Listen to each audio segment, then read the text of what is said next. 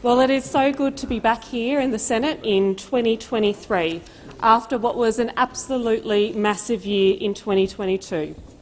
In May last year, the Albanese Labor government was elected on a positive platform to build a better, fairer country. And since our election, we have been working tirelessly to deliver on this agenda.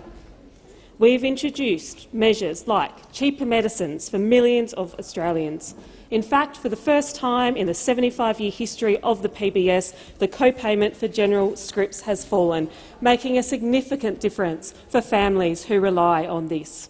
We've introduced legislation to support 10 days of paid domestic and family violence leave into the National Employment Standards, meaning no one needs to choose between a day's pay, between their livelihood and between getting help and getting out of a dangerous situation.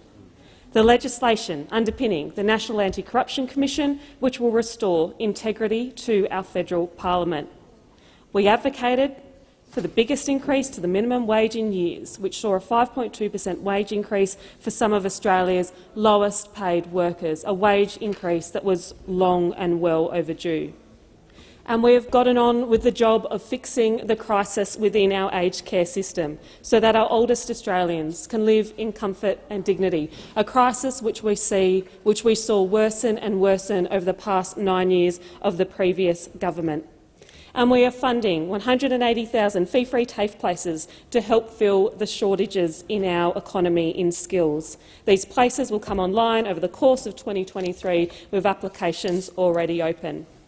In 2022 as well, we took important action on climate change to help preserve our nation and the world for future generations, legislating for a 43% emissions reduction by 2023 and net zero by 2025. This was something we know our community, environmental groups and business had been calling on for years, essential to providing certainty, to guiding investment and to making a difference on the threat of climate change. And in 2022, we made commitments which I am personally deeply proud of. Our investment of $284 million in First Nations health infrastructure across Australia, including $13.35 million to rebuild Yardoo Health in Ceduna and $8.9 million to build a primary healthcare clinic for the Murundi Aboriginal Health Service in Murray Bridge. Acting Deputy President, we took to the electorate in 2022 an ambitious agenda, one driven by the deeply held Labor ambition to build a better and fairer country. I am proud of the work we have done in 2022, but more importantly, I am focused on the work that remains ahead in what is set to be another huge year. Because in 2023 we are expanding paid parental leave. From 1 July this year, Australians will have access to an expanded scheme, expanding it to full 6 months available to parents welcoming a new baby into their family by 2026. This will be the biggest increase to paid parental leave since its inception under the last Labor government, and will help parents, mums and dads spend more time with their children in those critical early months, where we know those connections formed are so important to a child's development and well-being, and where we don't want any Australian parent having to choose to not spend those first few months forging those bonds and those connections with their child because they can't afford to take leave. And from 1 July, we will see Australian families and their kids be able to access more affordable early learning. And we know what a difference this will make. Access to quality early learning is vital for the development of children. It shapes and impacts their outcomes in life.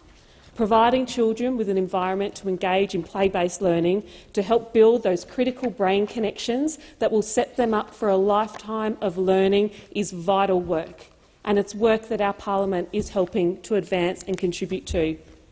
We will further build on it by the work of the Early Years Strategy, which will be developed this year as well.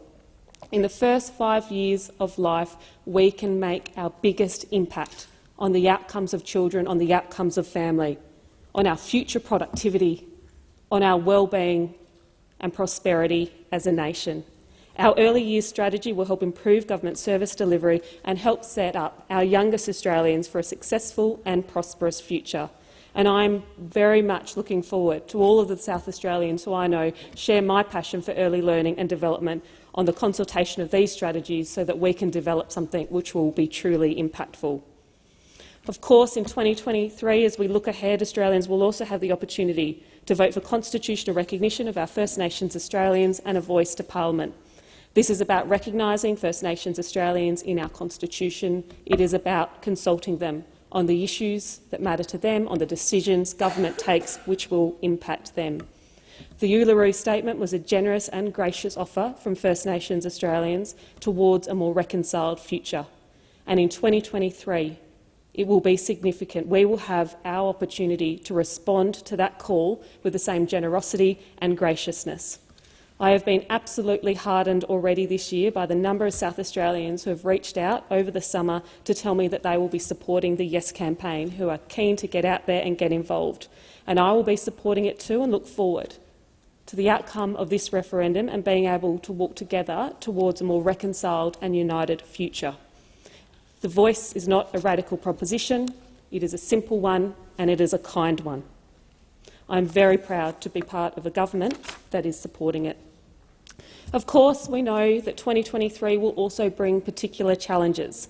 We know cost of living pressures are already biting hard and they are front of mind for many, many South Australians.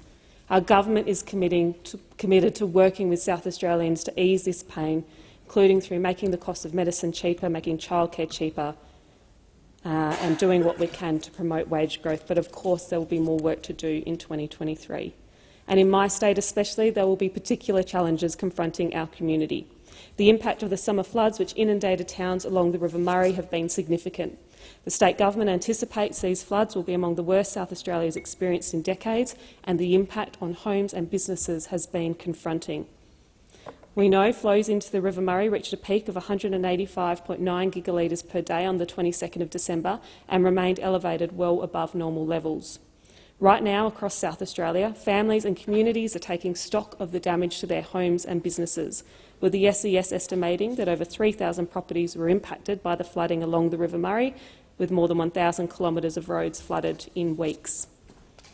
Of course, it's deeply upsetting too that there's an estimated 750 First Nations heritage sites which also may have been inundated and damaged during the flooding. And while the total financial impact of it will take time to calculate, it is expected to be amongst the worst natural disasters in terms of the economic impact in our history, and the state government has already announced significant packages for rebuilding local infrastructure. I want to take this opportunity before the Senate to express my heartfelt condolences to all South Australians, all our volunteers and the staff of our emergency services who were working tirelessly over the summer to protect lives and to protect property and to assist their fellow South Australians with dealing with these floods, with dealing with the catastrophic impact of them on their communities. Without the committed and strong networks of volunteers across our regional communities, we know the impact would have been worse. The impact of these floods would have been much more significant, so I do express my heartfelt thanks. And I want to encourage any South Australians impacted by the flooding to explore their eligibility for the Disaster Recovery Allowance, which they can do at disasterassist.gov.au. And I thank Minister Watts as well for the work he has done on behalf of the federal government in supporting these communities. Acting Deputy President, it is a privilege of my life to represent the great state of South Australia in this place. And in 2023, as we look to the year ahead, I will be working tirelessly as a member of the Albanese Labor government to continue our work and our fight to build a better, fairer future for South Australian families. I have always said as a South Australian senator that I believe our best days as a state are ahead of us. They are ahead of us, and they will be ahead of us if we all work tirelessly in this parliament and in our state to be proactive about seizing and fostering the opportunities which come before us. Together we can build a state with the brightest future of our nation, and I am dedicated to being part of that work in the Senate. I will be doing that as part of an Albanese Labor government, building a better and fairer future, and I look forward to and am very, very energised by the work that will be ahead in 2023.